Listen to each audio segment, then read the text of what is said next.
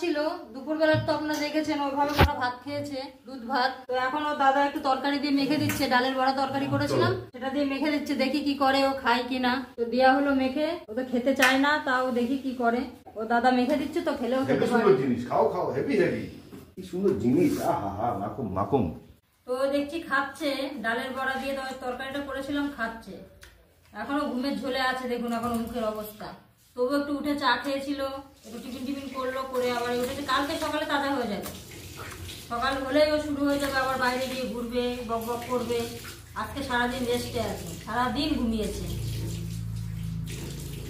দুপুরবেলা তো একটুও তাকায়নি, খেয়েছে পুরো চোখ বন্ধ করে। এখন তো একটু তাকাচ্ছে, খাচ্ছে। আর দুপুরবেলা পর্যন্ত একদম তাকায়নি, বিকালবেলা থেকে একটু উঠেছে।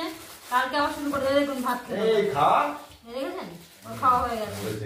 কত ভাত নষ্ট করে, দুপুরবেলা দুধ দিয়ে অত ভালো করে মেখে দিয়েছি, তাই সব ভাত খাইনি।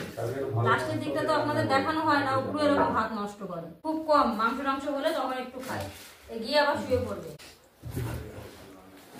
আজকে শুধু খাচ্ছে আর ঘুমাচ্ছে, শুধু খাওয়ার সময় উঠছে, উঠে একটু খাচ্ছে, খেয়ে আবার এসে শুয়ে পড়ছে খাটের উপরে, হো করছে। দেখুন ঠাকুর নম করে না, শ্বাস কিভাবে আগে মাথাটা ঢাকবে, ও খুব ঠান্ডা লাগছে।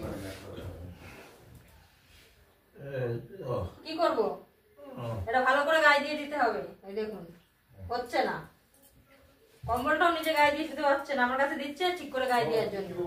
সব মাথা নামা, ঠাকুর নাম করবি না, আজকে আর কিচ্ছু হবে না, আজকে ঘুম হবে।